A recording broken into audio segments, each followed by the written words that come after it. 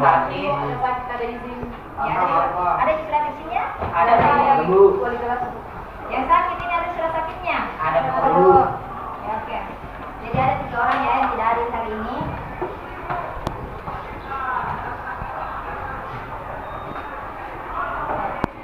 Jadi sebelum memasuki materi baru, Ibu mau tanya-tanya dulu nih materi sebelumnya. Ada yang masih ingat materi apa yang dipelajari minggu lalu? Oh, banyak ya. Coba kita mereka. Baik, materi minggu lalu mengenai perhitungan harga indeks. Perhitungan harga indeks terbagi menjadi 2. Yang pertama metode perhitungan harga indeks agraris tidak tertimbang dan metode indeks harga agraris tertimbang. Sekian. Oke, betul sekali. Jadi ada 2 metode indeks harga, di mana metode indeks harga perhitungan agregatif tidak tertimbang dengan metode indeks harga agregatif tertimbang. Sebelum Ibu melanjutkan materi selanjutnya, ada yang masih ingat rumus dari metode indeks harga agregatif tidak tertimbang? Coba kita.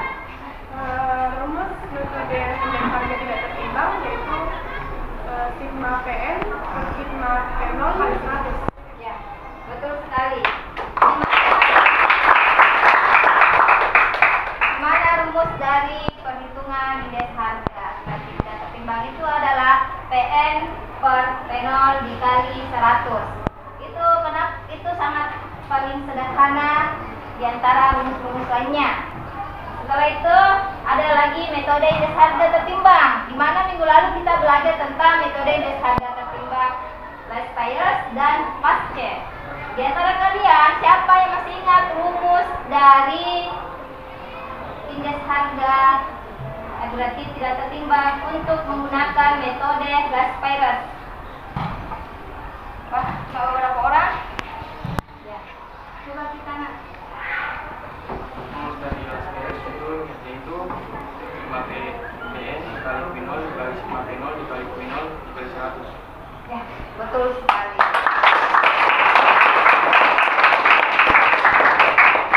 Ternyata masih banyak yang ingat materi-materi sebelumnya. Di mana tadi sudah dijelaskan sama temannya metode indeks harga agregatif tidak tertimbang dan metode indeks harga agregatif tertimbang yang salah satunya adalah metode last price. Di mana minggu lalu kita belajar tentang metode last price dan metode fast check. Oke. Untuk hari ini kita akan melanjutkan materi mengenai inflasi. Apa sih sebenarnya inflasi? Perhatikan semua. Apakah sudah siap belajar? Ya. Inflasi. Kita perhatikan dulu apa tujuan hari ini, yaitu indikatornya menjelaskan pengertian inflasi, kemudian menganalisis penyebab inflasi dan mengidentifikasi jenis-jenis inflasi. Jadi ada 3 yang akan kita capai hari ini: pengertian, penyebab, dan jenis-jenis inflasi. Lanjut. Jadi tujuan pembelajaran hari ini, di mana melalui model pembelajaran program based learning, peserta didik mampu menjelaskan pengertian inflasi, menganalisis penyebab inflasi, dan mengidentifikasi jenis-jenis inflasi dengan benar, inovatif, kreatif, dan tekun. Kita lihat apa itu inflasi. Mungkin sebagian di antara kalian yang belum paham apa itu inflasi, perhatikan tabel berikut. Ya, coba saya tanya-tanya dulu. Kita sama tidak harganya setiap tahun? Tidak, Bu. Tidak. Coba kita mana lebih mahal, 2010 atau 2011? 2009 di harga beras? Kenapa? Karena 6.000 untuk 2010-nya. Terus? 2009. Oke, coba sampingnya. Harga kecap mana lebih mahal di tahun 2009 atau 2008? Kenapa? 2009 harga 7.000 dan 2008 harga 10.000. Oke, betul sekali. Nanti kita mengambil kesimpulan dari tabel ini apa sih sebenarnya itu inflasi. Perhatikan lagi tabel kedua. Ada di tahun 2016, 2017, 2018. Oke, tanya ya. Mana lebih mahal? Di barang B 2017 atau 2016? Kenapa?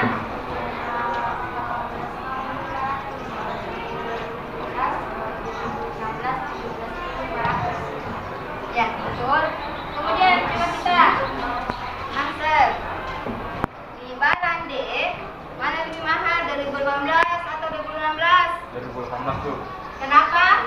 Karena 2018 memiliki harga 17.500, sedangkan 2017 memiliki harga 12.500. Oke, setelah ini kita lihat kan beda-beda nih harganya setiap tahun, maka bisa kita kesimpulan apa sih sebenarnya itu inflasi. Di antara kalian ada tidak yang bisa menyimpulkan apa itu inflasi?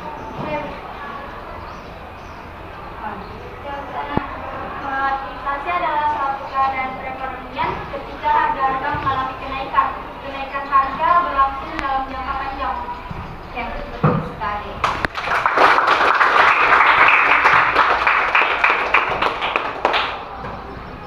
Jadi inflasi adalah kenaikan harga barang yang terjadi secara umum dan berlangsung secara terus. Di mana tadi kita perhatikan tabelnya, setiap tahun itu mengalami kenaikan harga apa? Di mana tadi 2017, 2018, 2019 berbeda harganya, selalu mengalami kenaikan, apakah naik 500 rupiah ataukah naik 2000. Nah, kita lagi sudah kita pahami bahwa inflasi itu kenaikan harga secara terus menerus, maka kita masuk tentang jenis-jenis inflasi. Dimana di sini jenis-jenis inflasi yang Ibu ajarkan, Ibu bagi menjadi 3 poin. Yang pertama adalah jenis inflasi berdasarkan tingkat keparahannya. Perhatikan semua, dimana di sini terbagi menjadi 4. Ada namanya inflasi ringan, inflasi sedang, inflasi berat, inflasi sangat berat. Inflasi ringan itu di bawah 10% per tahun. Inflasi sedang 10% sampai 30%. Inflasi berat 30% sampai 100% per tahun. Inflasi sangat berat atau hiperinflasi lebih dari 100%. Ketika 9%, maka masuk apa? Inflasi sedang. Betul sekali. Kalau misalnya sudah 11% masuk sedang. Jadi nanti di mana kalian bisa menentukan ketika nanti ada soal di materi selanjutnya, di pertemuan selanjutnya kita akan belajar tentang perhitungan inflasi dan kalian akan mampu mengetahui yang mana masuk inflasi ringan, mana masuk inflasi sedang, yang mana masuk inflasi berat, dan mana masuk hiperinflasi atau sangat berat. Perhatikan lagi jenis inflasi yang kedua, yaitu jenis inflasi berdasarkan sumbernya. Sesuai namanya ada sumber, berarti dari asalnya. Terbagi 2, yaitu inflasi yang bersumber dari luar negeri dan inflasi yang bersumber dari dalam negeri. Coba perhatikan, sesuai namanya luar negeri berarti di luar dari Indonesia. Kemudian apa sih sebenarnya inflasi yang di luar negeri itu? Inflasi ini terjadi karena ada kenaikan harga di luar negeri. Dalam perdagangan bebas, banyak negara yang saling berhubungan dengan dalam perdagangan. Misalnya kenaikan harga minyak dunia yang mempengaruhi seluruh dunia. Seperti halnya minyak sekarang, minyak dunia yang terjadi yang berada di Rusia. Karena adanya peperangan, akhirnya harga minyak yang ada di Indonesia ikut naik. Betul tidak? Sekarang harga BBM berapa? 15.000 per liter. Ya, ada 10.000, ada 12.000, 15. Itulah dampak yang terjadi ketika kenaikan harga minyak bumi dunia itu naik juga, maka berpengaruh juga untuk Indonesia. Kita lanjut lagi inflasi yang bersumber dari dalam negeri. Inflasi dalam negeri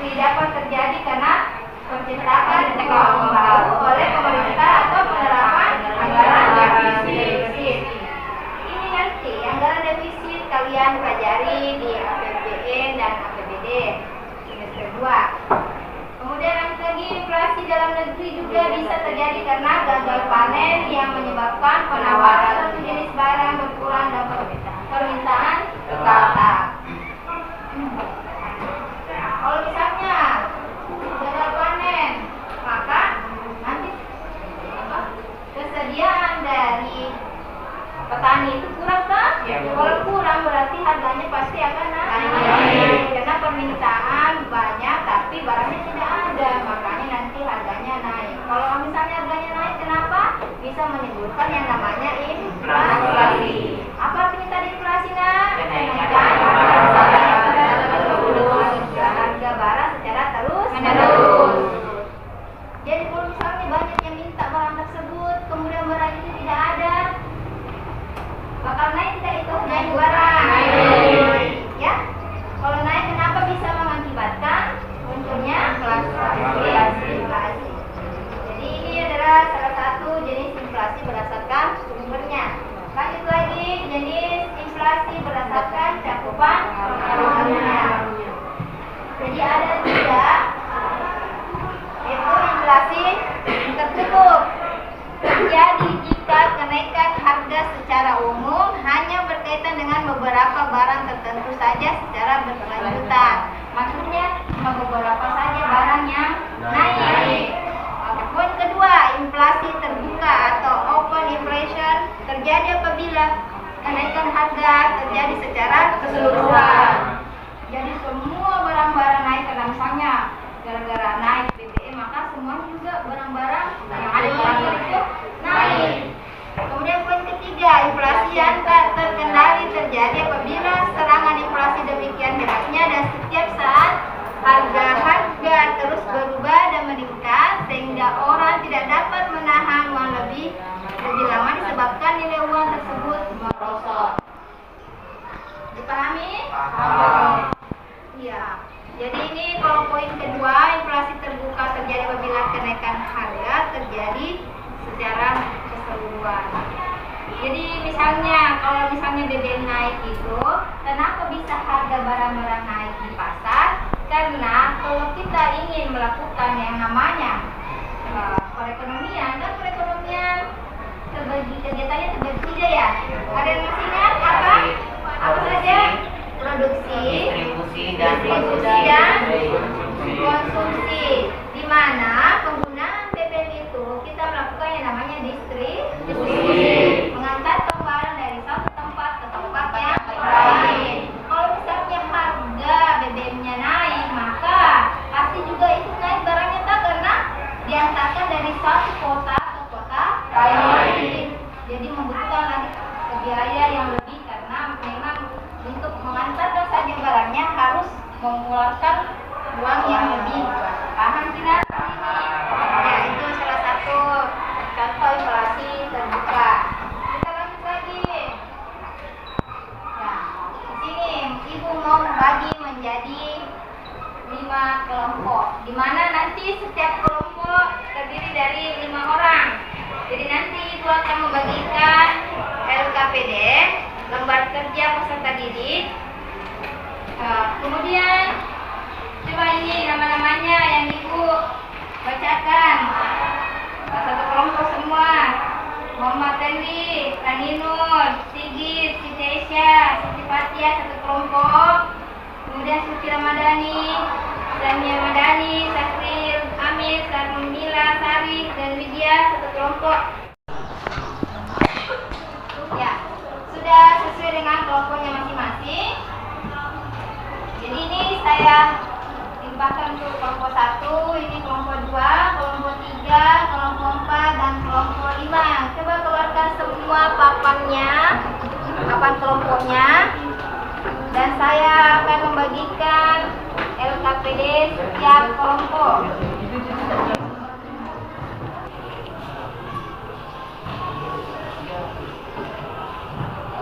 Silahkan baca baik-baik petunjuk belajarnya.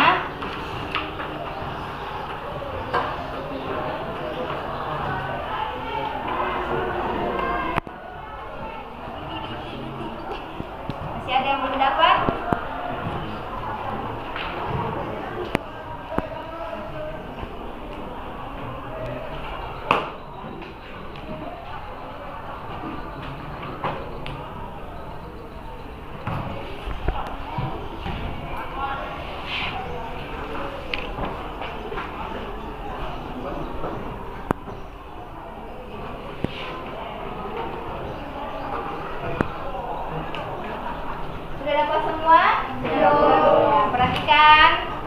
belajarnya apa yang akan kita capai, yaitu kita memahami pengertian inflasi dan penyebab inflasi.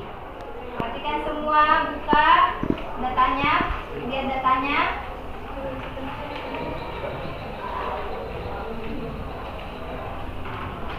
Ya. Sudah dilihat? Sudah. Silakan berdiskusi dengan teman kelompoknya.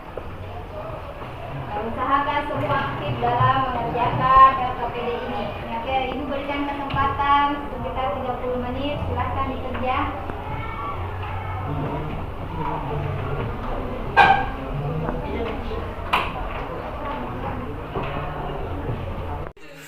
Ayo, jangan kudu ribu, keambil suaranya. Jangan ribu nih, pura-pura bisa anu kayak berdiskusi. Ya, satu. Menaikkan harga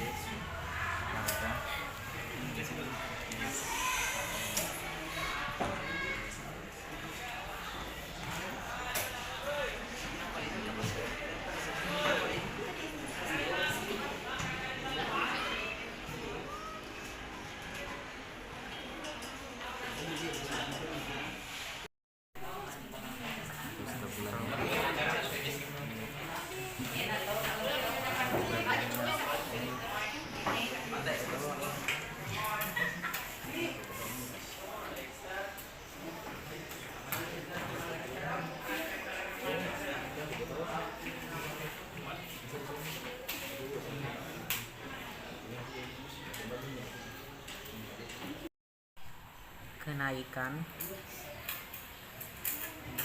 bahan bakar minyak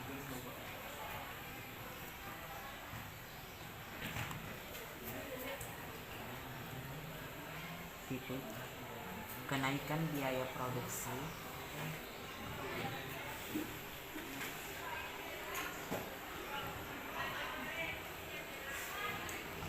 mengakibatkan harga naik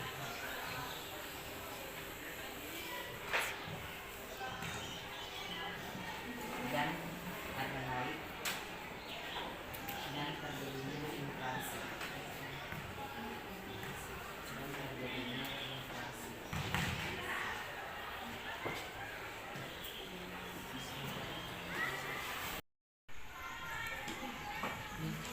Antara permintaan dan penawaran.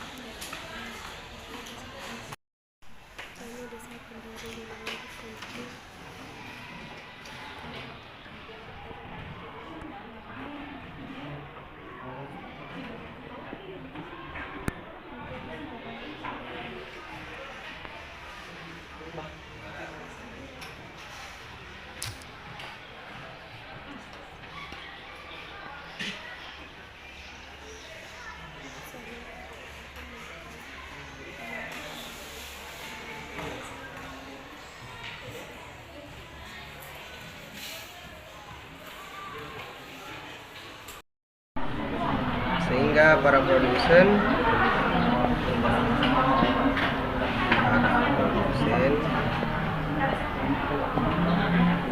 menaikkan harga barang.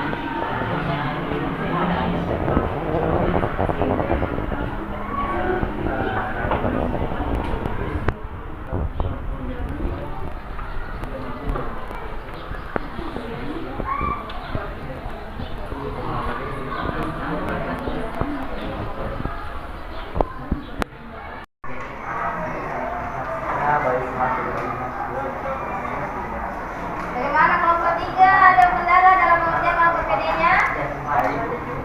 Kelompok 2 ada masalah? Tidak ada Bu yang sedang didiskusikan. Kelompok 4 berada cukup. Kelompok 5 ada masalah atau kendala? Kelompok 1 bagaimana? Alhamdulillah, silakan dilanjut lagi diskusinya.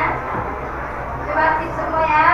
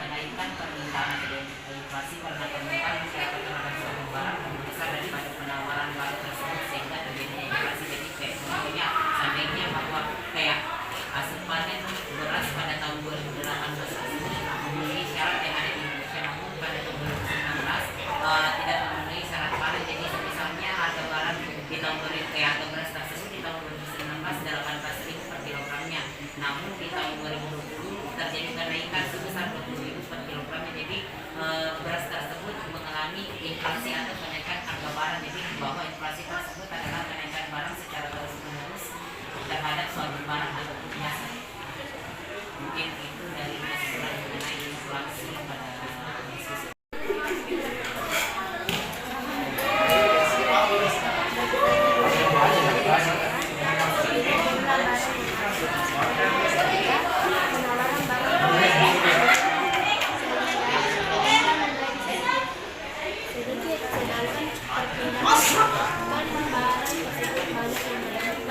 Harga barang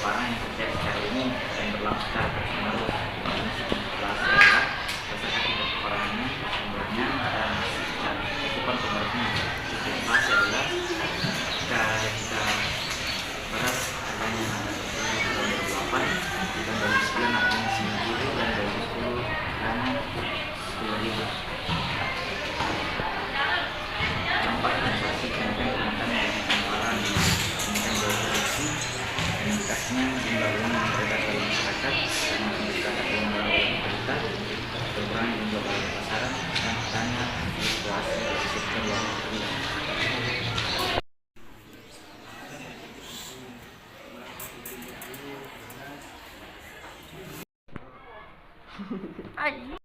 Tunggu lah tuh, artinya 2019 dimulai daripada 2020 yang gue udah punya 11 2020 terkait lagi 15 sama di bawah waktu terigu sama di bawah terigu 13 dulu 2020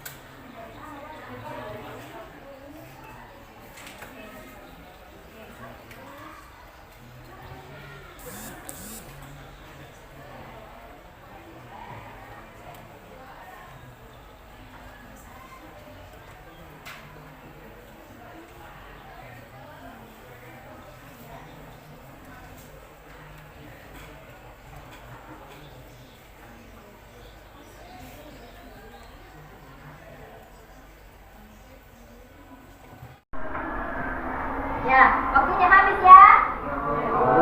Saatnya kita membahas yang telah kalian diskusikan dari KPD ini. Ya, kita mulai dari kelompok 1. Silahkan dijawab pertanyaan nomor 1. Saya misalkan Alfian. Setelah melihat nomor 1, harga beras, gula, telur setiap tahun.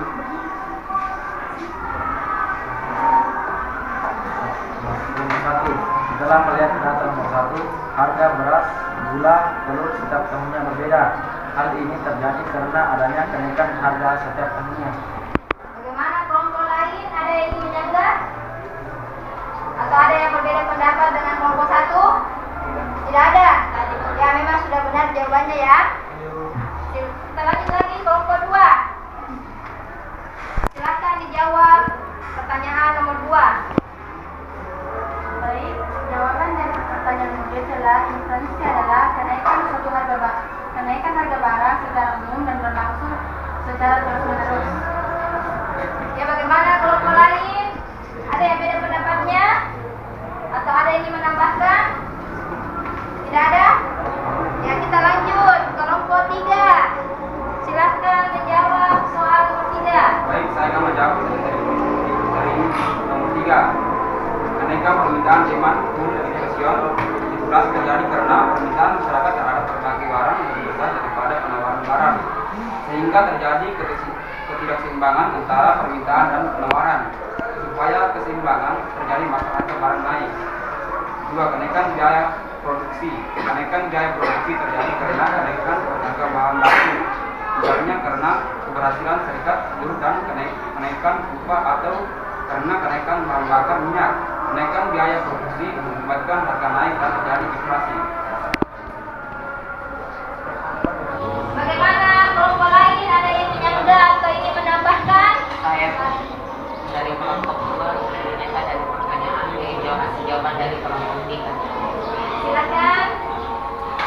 Baik, menurut hasil diskusi kami mengenai pertanyaan ketiga tadi, peningkatan permintaan dapat terjadi karena peningkatan belanja pemerintah, peningkatan permintaan barang untuk diekspor, dan peningkatan permintaan barang untuk kebutuhan swasta atau perusahaan. Kenaikan permintaan masyarakat mengakibatkan harga naik karena penawaran tetap.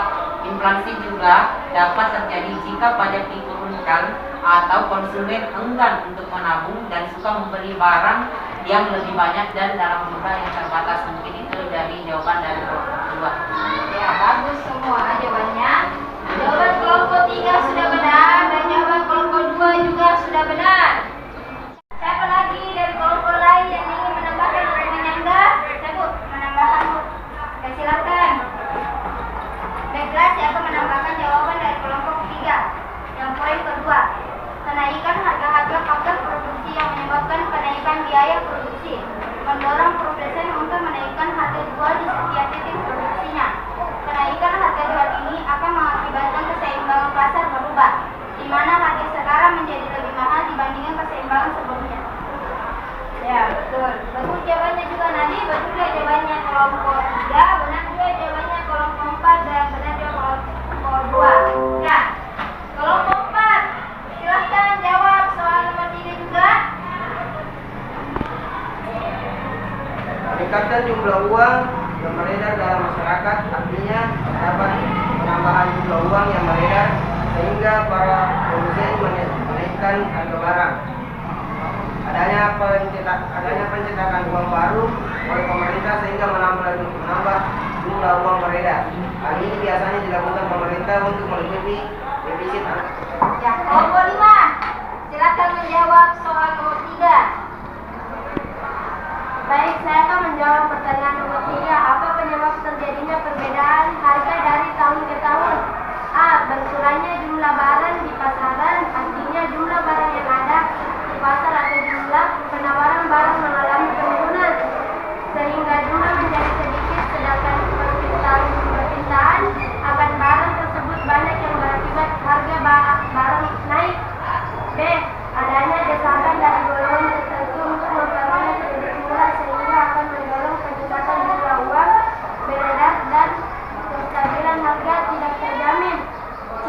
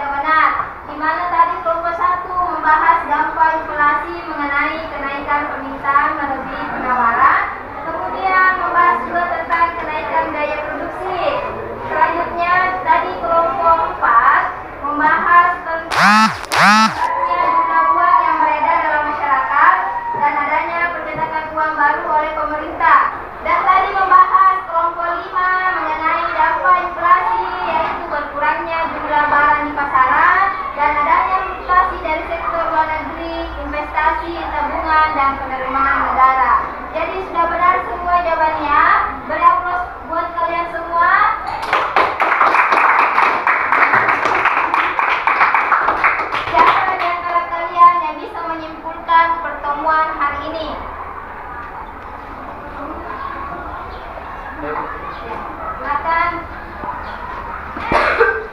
Jadi kita hari ini menyimpulkan tentang pengertian jenis-jenis inflasi dan dampak inflasi. Oke, silakan.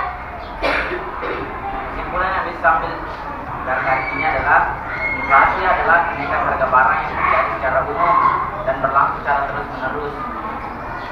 2. Jenis-jenis inflasi. Jenis inflasi berdasarkan tingkat peperangannya, jenis inflasi berdasarkan sumbernya, dan jenis inflasi berdasarkan cakupan pengaruhnya. 3. Dampak inflasi. 1. Kenaikan permintaan melebihi penawaran. 2. Kenaikan biaya produksi. 3. Meningkatnya jumlah uang yang beredar dalam masyarakat. 4. Adanya pencetakan uang baru oleh pemerintah. 5. Berkurangnya jumlah barang di pasaran. 6. Adanya fluktuasi dari sektor luar negeri, ekspor impor, investasi, tabungan, dan penerimaan negara. Ya, sudah benar sekali. Beri aplaus dulu buat temannya. Selesainya diskusi hari ini, silakan kumpulkan LKPD-nya. Silakan perwakilan dari setiap kelompok naik ke atas untuk mengumpulkan LKPD masing-masing.